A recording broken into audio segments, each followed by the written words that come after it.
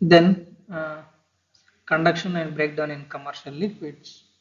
So already we know that commercial insulating liquids are not chemically pure and have some impurities like bubbles, suspended particles, etc. This is mechanism considerably influenced by presence of these impurities. When the breakdown occurs in these liquids, additional gases which are liberated like bubbles are evolved and the solid decomposition products are formed. This this surface becomes rough and time permits. There is an here there is some sort of the noise will hear due to the generation of the impulsive pressure through the liquid dielectric medium. The breakdown mechanism in commercial liquids is mainly depend upon the several factors like nature and the condition of the electrodes and the physical properties of the liquid and the impurities which are present. Some say several theories which are trying to explain the breakdown mechanism in the case of liquid dielectric media or suspended particle mechanism and followed by cavitation in the bubble mechanism, then stress oil volume theory. Then coming to the first one, suspended particle theory. In commercial liquids, there is a presence of some impurities which is difficult to avoid it. Consider that the permittivity of the impurities having epsilon 2, that is the permittivity of the solid. Okay, then the epsilon 1 is this is the permittivity of the liquid. And considering that these are spherical in nature and having the radius of r and the field which is applied is E, then the particle experiences a force F which is given as F is equal to half into 10 to the power of 3 epsilon 2 minus 1 divided by epsilon 1 plus 2 gradient E square. So this is consider the two cases when there is a presence of some solid impurities and the gas bubble which is a presence. Then the force will direct towards the areas of the maximum stress when epsilon 2 is greater than 1 in the case of presence of solid particles, like we can give a paper in the case of the liquid dielectric media.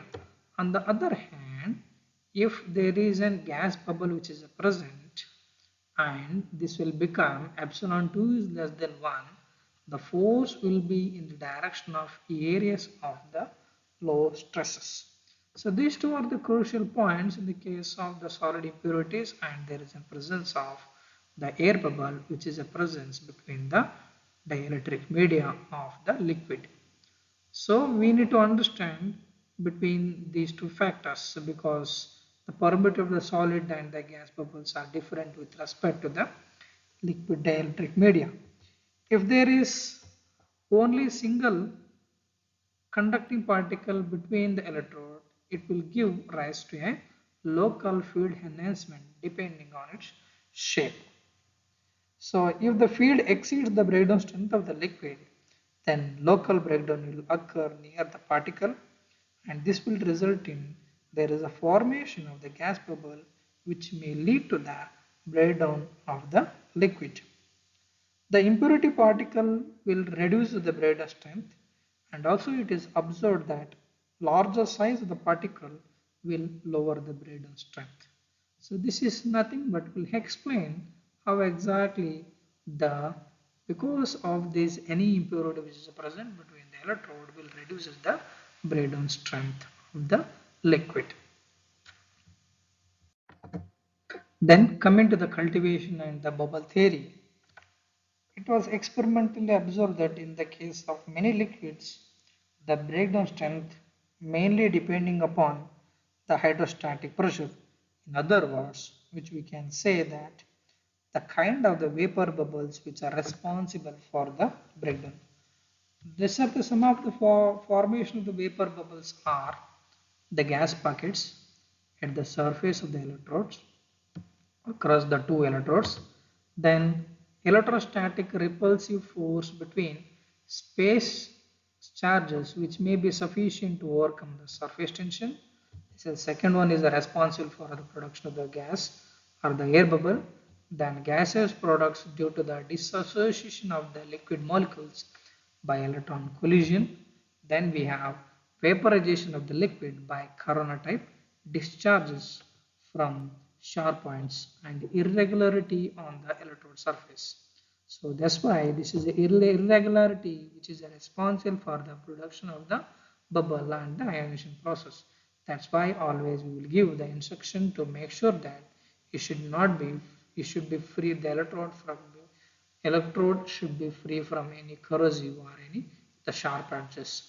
So if there is a presence of any sharp edges, this is the responsible for the production of the bubble formation. Then once the bubble which is formed, it will elongate in the direction of electric field under the influence of electrostatic forces. The volume of the bubble is constant during elongation, but breakdown occurs when the voltage when the voltage drop across the length of the bubble becomes equal to the minimum value of the Paschen's curve for the gas in the bubbles. The breakdown field, which is given as E naught is equal to 1 by epsilon 1 minus 2 in the bracket 2 pi sigma in the bracket 2 epsilon 1 plus 2 epsilon 2 closes divided by r in the floor bucket pi by 4 root of VB 2 r naught minus 1 whole to the power of. So where sigma is the surface tension of the liquid, epsilon 1 is the permittivity of the liquid and epsilon 2 is the permittivity of the gas bubble. R is the initial radius of the bubble which is assumed to have the spherical in nature, and the breakdown voltage is VB is nothing but the voltage drop in the bubble. So this is nothing but from this equation it can be seen that breakdown strength mainly depending upon the initial size of bubble and hydrostatic pressure and the temperature of the liquid. This theory does not take into consideration the production of the initial bubble, which is not talking about the initial formation of the bubbles, and hence the resulting by this theory is not good with respect to is this do not agree with the experiment result. From these figures, this is nothing but theoretical and experiment value.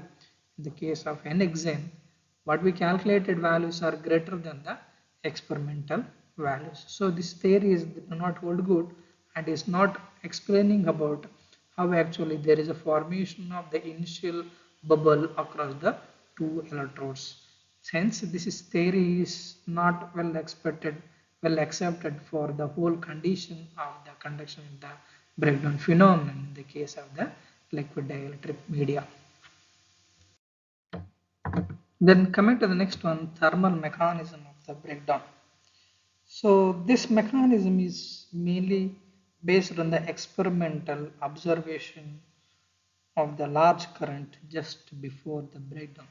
So earlier mechanism, it was unable to explain the formation of the current. There is the initial formation of the bubbles. So this theory is trying to explain that concept. So the high current pulses are believed to be originate from the tips of the microscopic projection on the cathode surface with the density of the order of 1 ampere per centimeter cube. So these high current density pulses gives rise to a localized heating of the oil, which may be lead to that there is a formation of vapor bubbles. These are formed when the exceeds the energy. Okay, the vapor bubbles are formed when the energy exceeds 10 to the power of 7 joules per centimeter square.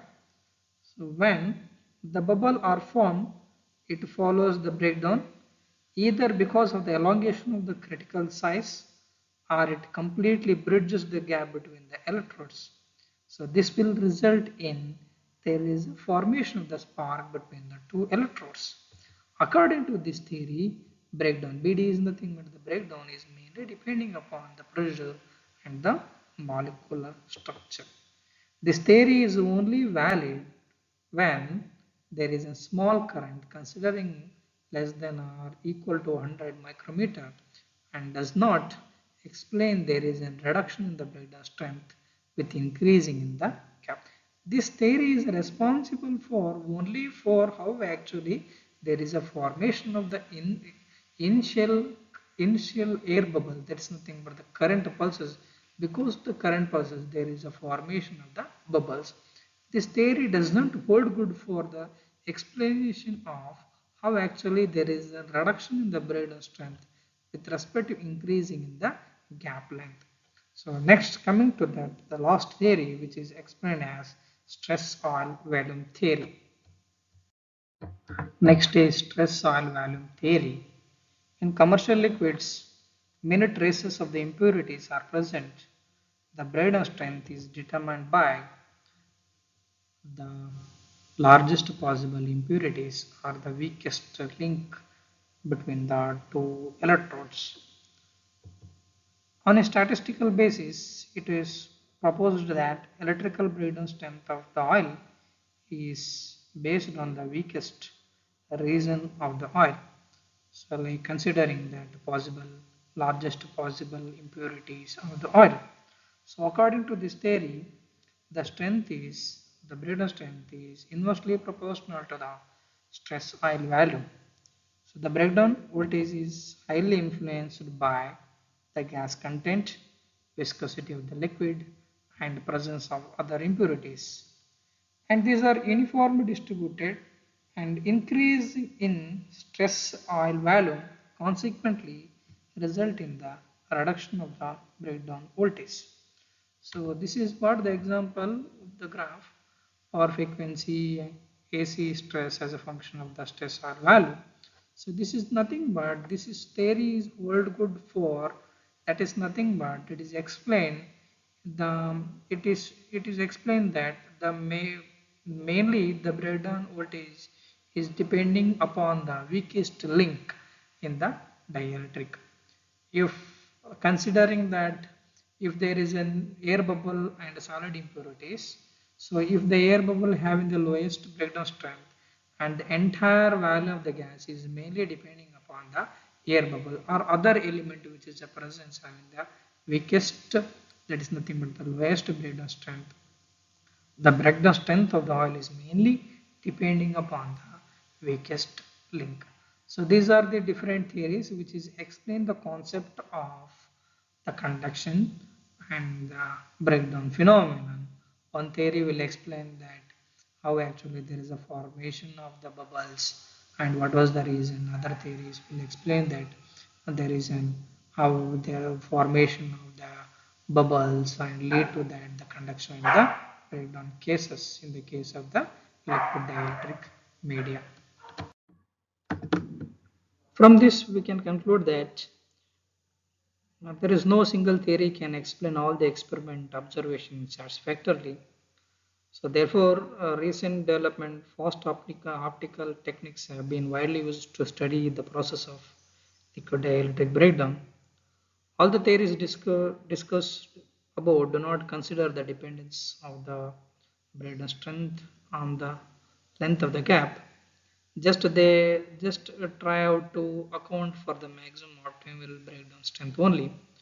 The experimental evidence show that breakdown strength of the liquid depends on the gap length, which is given as Vb is equal to A into d to the power of n. D is the gap length, A is a constant, n is a constant, it is always less than 1. So the breakdown voltage mainly depending upon the nature of the voltage and the mode of the voltage which is applied and time of the application. So actual mechanism of the breakdown in soil is not a simple mechanism, and the breakdown voltages are determined by experimental investigations only. So next coming to the here, the transformer oils are a derivative of petroleum crude oil, which may be short in supply. So among that, The synthetic oils, polybutene liquids have been used for some years in the cables and the paper capacitors.